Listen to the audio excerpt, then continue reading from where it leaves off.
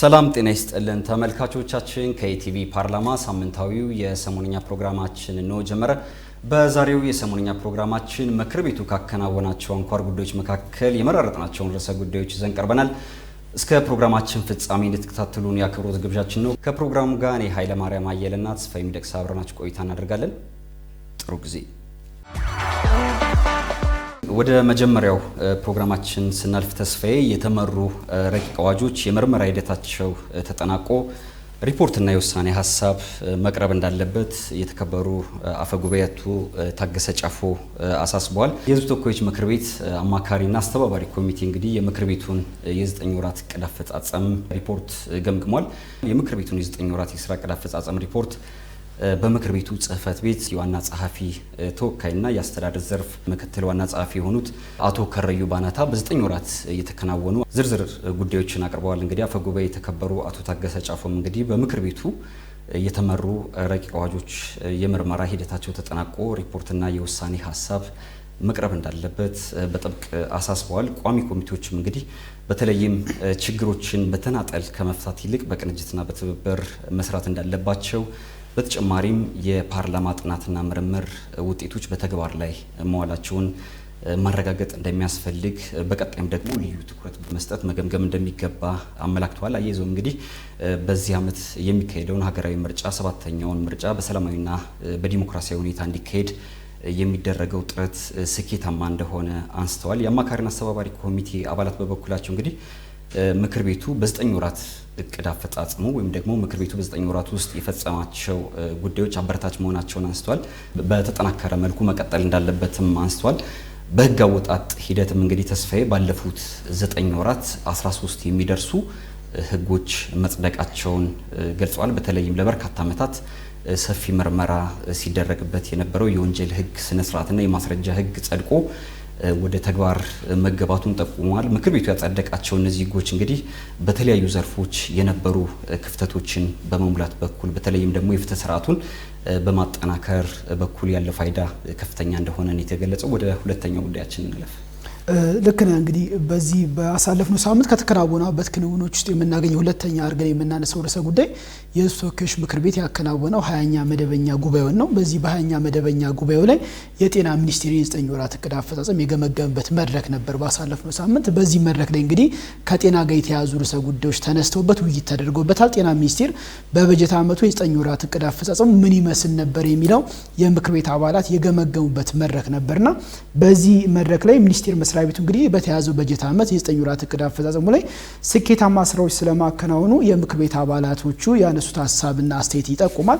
ከዚህ ጋር እንግዲህ በተያያዘ ምክር ቤት አባላት ካነሷቸው ነጥቦች ላይ ስንመለከት ቀዳሚ አድርገን የምናገኘው ጤና ሚኒስቴር ባለፉት 9 ወራት በበሽታ መከላከል፣ በክትባት ተደራሽነት፣ ወረርሽኝን አስቀድሞ በመከላከልና እንዲሁም በጥናትና ምርምር ላይ የተደገፈ ወይንም የምርምር ተግባራት ያከናወናቸው ሂደቶች በአጠቃላይ አበረታች እንደነበሩ ያለፉት 9 ወራት ዕቅድ አፈጻጸሙ የሚያመለክቱ መሆኑን የምክር ቤት አባላት አንስተዋል። በዚህ መድረክ ላይ በተለይ የጤና ሚኒስቴር ባለፉት 9 ወራት እንደ ሀገር የተከሰተ የማልበርግ ቫይረስ ወረርሽኝ ነበርና ይህን የማልበርግ ቫይረስ ስርጭትን በአጭር ጊዜ በመቆጣጠር እና ወዲያው የህብረተሰብን ጤና በመጠበቅ ረገድ ያከናወናቸው አጠቃላይ ጉዞች ቀላል እንዳልነበሩ በምክር ቤቱ ላይ በነበረው ግምገማ ላይ ተነስቷል። እንግዲህ ከዚህ ጋር በተያያዘ የኢትዮጵያ የጤና ስርዓት ስኬታማ አቅም በመገንባት ረገድ ውጤታማ የነበረበት ዓመት መሆኑን ተነስቶበታል። እንግዲህ ይህን የማርበርግ ቫይረስን በመቆጣጠር ረገድ የሚያደርሰውን ጉዳት በመቀነስ ረገድና በአጭር ጊዜ ውስጥ ተቆጣጥሮ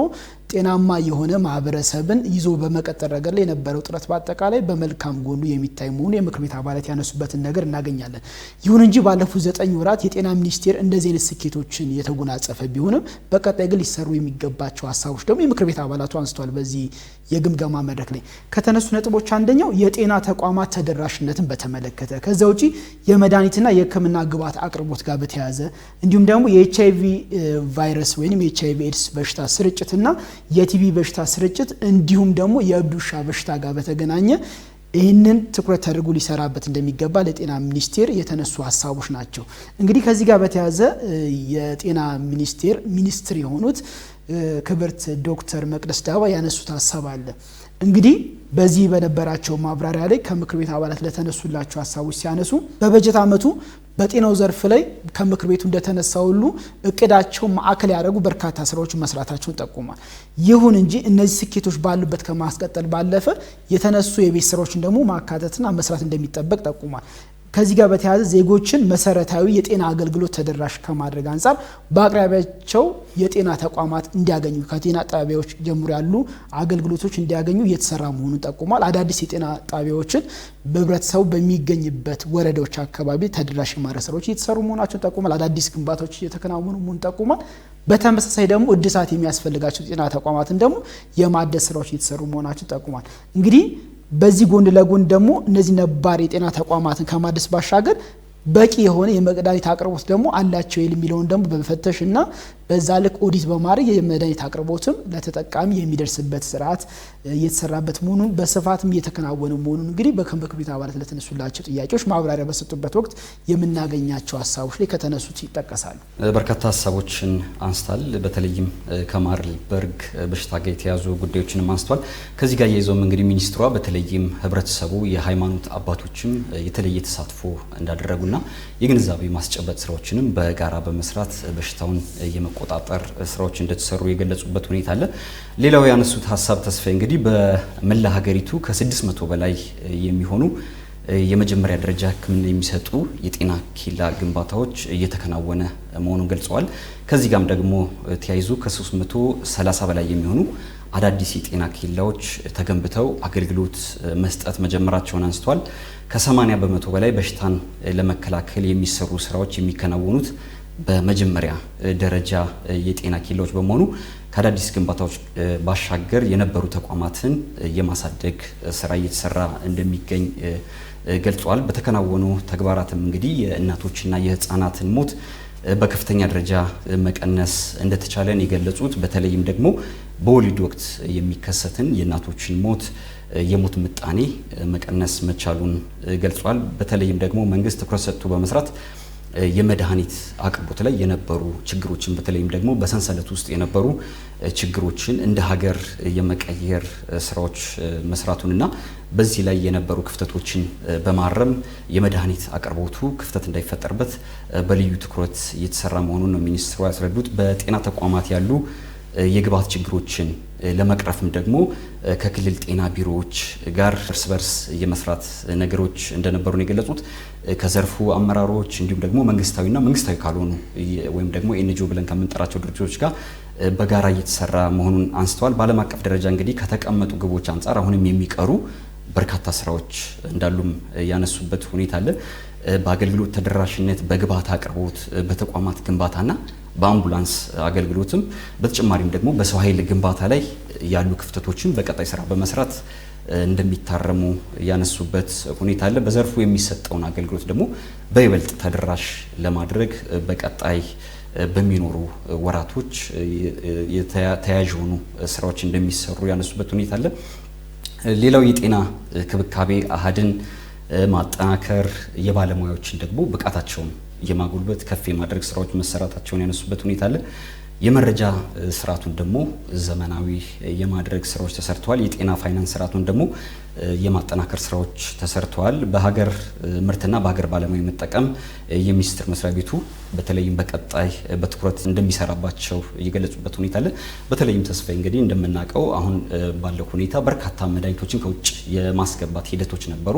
አሁን ባለው ሁኔታ ግን በተለይም በኢንዱስትሪ ፓርኮች የመድኃኒት ፋብሪካዎችን በሀገር ውስጥ የማምረትና እነዚህን የመድኃኒት ፋብሪካዎች ከውጭ በማምጣት በሀገር ውስጥ ስራ እንዲጀምሩ በማድረግ ለሀገር ውስጥ ፍጆታ የሚውሉ የላቦራቶሪ ግብዓቶችን፣ ሬጀንቶች ወይም ደግሞ ኬሚካሎችን በተጨማሪም ደግሞ መድኃኒቶችን በሀገር ውስጥ የማምረት ስራዎች በቀጣይ ወራቶች በስፋት እንደሚሰራ የገለጹበት ሁኔታ አለ። ልክ ነው። ከዚህ በተጨማሪ እንግዲህ በነበረው የዚህ የቅድመ ግምገማ መድረክ ላይ ከተነሱት ሀሳቦች እንግዲህ ስንመለከት ከኤችአይቪ ኤድስ ጋር በተያያዘ ሲነሱ የነበሩ ሀሳቦች ናቸው። እንግዲህ ኤችአይቪ ኤድስ እንግዲህ በሀገራችን ከሰዎቹ ጀምሮ የነበረበትን ፍጥነትና የእድገት ደረጃ በዛ ልክ እንረዳለን። በርካታ እንግዲህ ወጣት የሰው ኃይልን የሚፈጅ የቫይረስ አይነት ነው። እንግዲህ እዚህ ጋር ያለን ትኩረት ደግሞ አሁንም ደግሞ ከመዘናጋት ጋር በተያያዘ የሚፈጠሩ ክፍተቶች ላይ ትኩረት ተደርጎ ሊሰራበት እንደሚገባ ከምክር ቤት አባላት የተነሱ ነጥቦች አሉ። በተለይ አሁን ላይ አምራች የሆኑ ዜጋውን የሚቀጥፈውን ይህንን የኤችአይቪ ኤድስ ቫይረስን ለመከላከል የሚሰጠው ትኩረት ላይ ልዩ የሆነ ክትትል እንደሚያስፈልግ ተጠቆሙበታል። ከዛ ውጭ ደግሞ ከቲቢ በሽታ መከላከልና መቆጣጠር ጋር በተያያዘ አሁንም ትኩረት እንደሚያስፈልግ ተጠቆሙበታል። ሌላው የኤችአይቪ ኤድስ ስርጭትን እንደ ሀገር ዝቅተኛ ነው። አሁን ባለው ዳታና አሁን ባለው በተሰራው ተጨባጭ ሁኔታ ላይ ሲገመገም እንደ ሀገር ያለው ስርጭት ዝቅተኛ ነው። ቢሆንም ግን በአንዳንድ አካባቢዎች ላይ ትኩረት በማጣት ያለውን የስርጭት መጠን በዛ ልክ ደግሞ ሊገደብ በሚችልበት ልክ ካልተገደበ የሚሉ ሀሳቦች ተነስተዋልና ይህንን በመፍታት ረገድ ኤችአይቪ ኤድስና የቲቪ መከላከልና መቆጣጠር ላይ ያሉ ስርጭቶችን ከጤና ጣቢያ አቅርቦት ጋር ከመድኃኒት አቅርቦት ጋር እንዲሁም አስፈላጊውን የማስተማርና ማህበረሰቡ ከጤና ዘርፍ ጋር ያሉትን ግንዛቤዎችን ሁልጊዜ እያነቁ ከመሄድ ጋር በተያያዘ አሁንም ያሉ እጥረቶችን የመፍታት ስራ ሊሰራ እንደሚገባ ከምክር ቤት አባላት ተነስቷል። እንግዲህ እዚህ ላይም የጤና ሚኒስትሯ ክብርት ዶክተር መቅደስ ዳባ ያነሱት ሀሳብ አለ።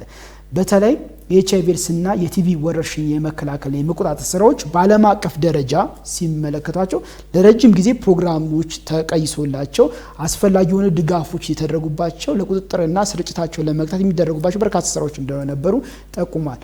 ነገር ግን አገልግሎቱ በተቋረጠ ጊዜም እንደ ሀገር ግን እነዚህ ወረርሽኞች ትውልድን ላይ አላስፈላጊ በሆነ ደረጃ ጉዳት ላይ እንዳያመጡ የሚያስችሉ የተለያዩ ጠንካራ የጤና ስርዓት መገንባት በመቻሉ ይህንን የመቆጣጠር ስርዓት ላይ ከፍተኛ መሆኑን ጠቁሟል። እንግዲህ እንደ ሀገር ስንነጋገር መዘንጋት ከሌለብን አንደኛው በተለያዩ የሀገራችን ሴክተሮች ላይ እየመጡ ያሉ ለውጦች አንደኛው በጤናው ሴክተር ላይ የምናየው ለውጥ ነው። በጤናው ሴክተር ላይ ያለው ለውጥ ዝም ብሎ የመጣ ለውጥ አይደለም። እነዚህ ለውጦች ላይ ተጨባጭ ሆነ በማህበረሰብ ጤና ላይ የሚሰሩ ስራዎች ከጊዜ ወደ ጊዜ እያደጉ መጥተዋል። ቅድም ስታነሳ እንደነበር የመድኃኒት ማምረት ቀላል አይደለም። ወደ 50% ልንደርስ ደርሰናል። አሁን እንደ ሀገር አቀፍ ደረጃ መድኃኒትን የማምረት አቅም ነገ ከነገ ወዲያ ደግሞ የሚደርስበት ደግሞ ኤክስፔክት የሚደረግበት ሂደቶች አሉ። እነዚህ ባለበት ደረጃ በአጠቃላይ ከስርጭት ጋር በተያያዘ ከግንዛቤ ጋር በተያያዘ ያሉ ክፍተቶችን ለመሙላት ግን አሁንም የጤና ሚኒስቴር የጀመራቸው ስራዎችን አጠናክሮ እንደሚቀጥል የክብርት ዶክተር መቅደስ ዳባ ጠቁሙበታል። ለምክር ቤት አባላትም ሀሳቦችን አንስተዋልና እንደ አጠቃላይ ግን የጤና ስርዓት በመገንባት ባለፉት ዓመታት በሽታዎች በመከላከልና በመቆጣጠር ረገድ ውጤታማ ስራዎች ተሰርቷል። ይህም ደግሞ በስኬት ከሚመዘገቡ ስራዎች ውስጥ መሆኑ ጠቁመዋል። እንግዲህ ማልበርግን ቅድም ባነሳነው ልክ የተገታበት መንገድ ቀላል አይደለም። ለዚህ ደግሞ ከጤና ሚኒስቴር ጋር የሚሰሩ አጋር አካላትና በተመሳሳይ ደግሞ ለጤና ሚኒስቴር ተጠሪ የሆኑ ተቋማቶች አሉ ከጤና ዘርፍ ጋር የሚሰሩ የእነሱም አጠቃላይ ስራ መሆኑ ይጠቆምበት ነው።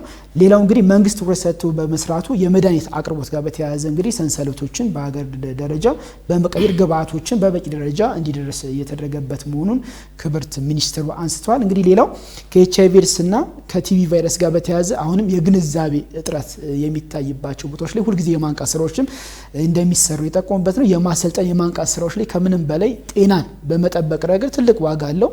ምክንያቱም ከጤና ሚኒስቴር ከሚጠበቁ አንዱ ኃላፊነቶች በሽታዎች ከተከሰቱ በኋላ የሚሰጥ መፍትሄ ብቻ ሲሆን በሽታዎች ከመከሰታቸው በፊት ያለ የጥንቃቄ ስርዓትን ከመገንባት ጋር ይገናኛልና በዚህ ረገድ ላይ አሁንም ጤና ሚኒስቴር እየሰራ ያለውን ስራውን አጠናክሮ እንደሚቀጥል የጠቆሙበትና አውድም ጭምር ነበር።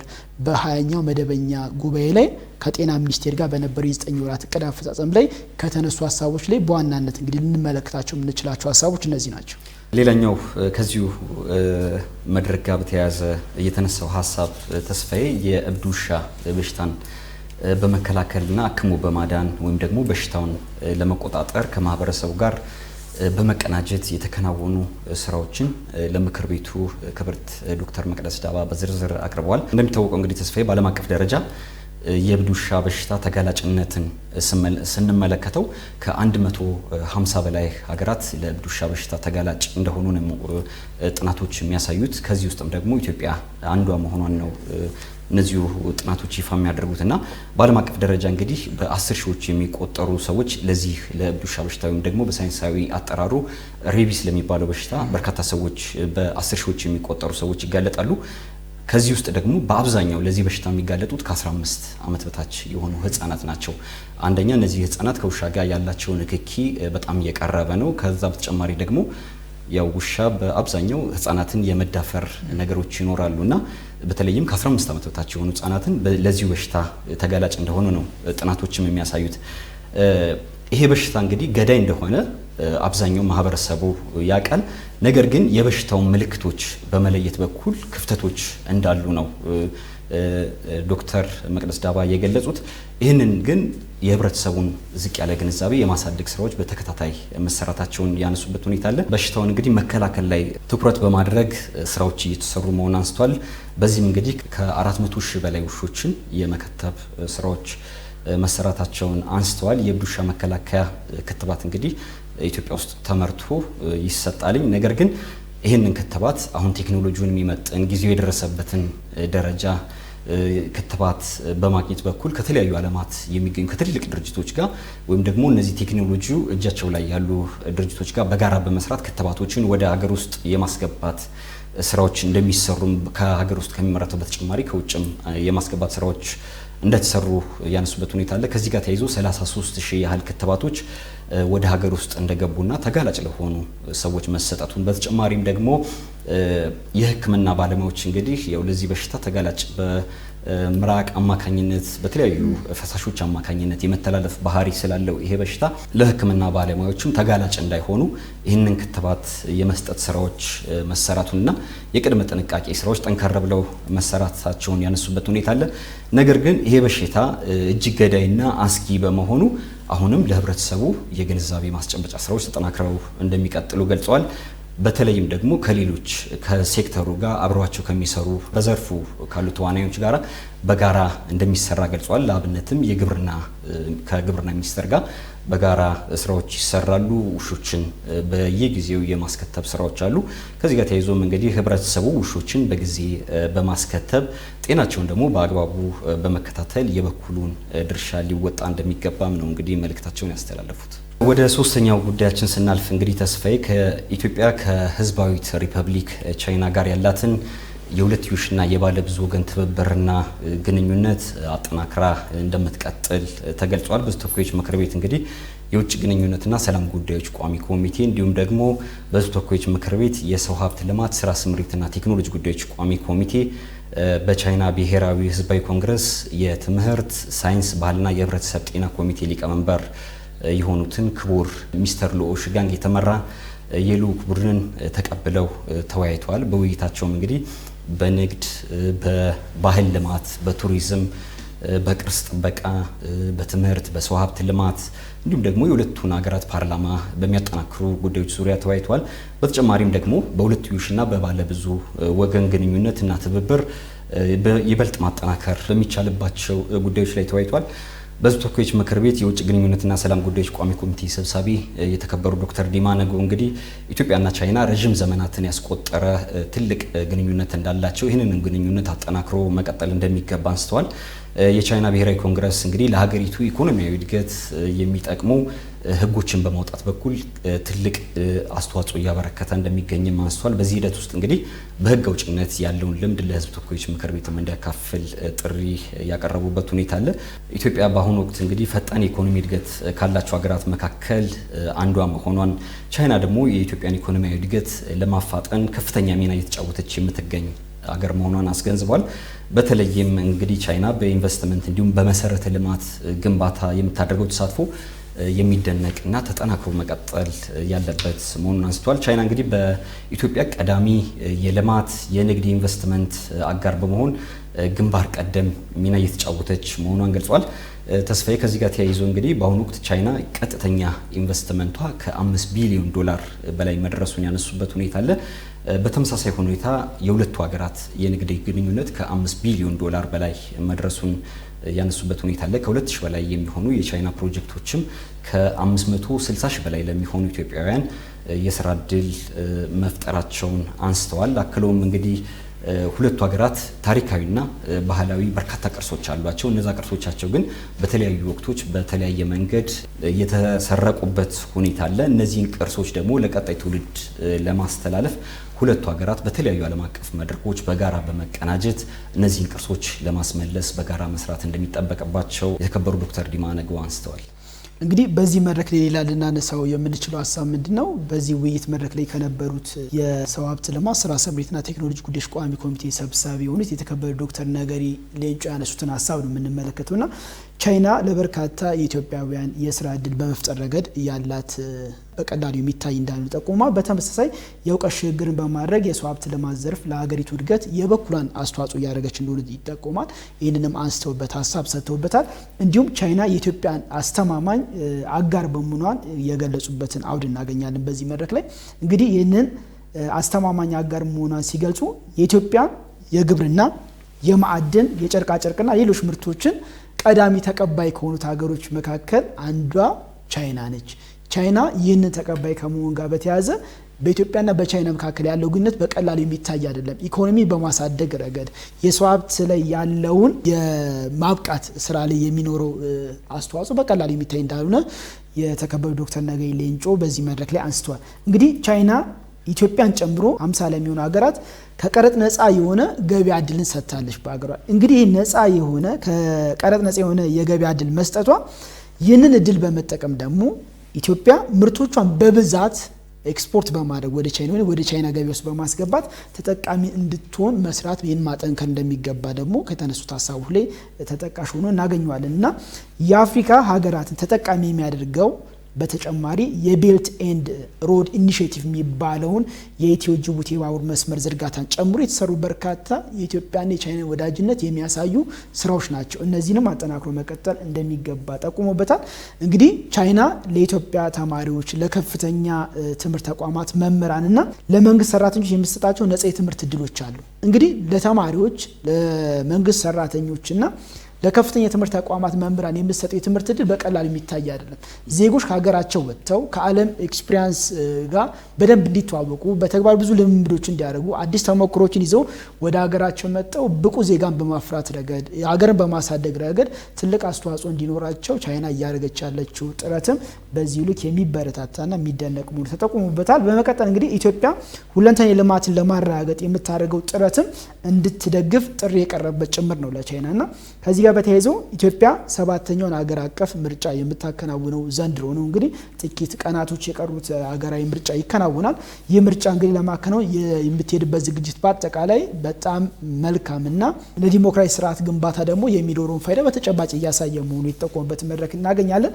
ምርጫው እንግዲህ ሰላማዊ፣ ዲሞክራሲ፣ ፍትሃዊና ሁሉን አካታች በሆነ መንገድ እንዲከናወን በርካታ ስራዎች መከናወናቸው የሚበረታታ መሆኑ የተጠቆመበትን አውድ እናገኛለን።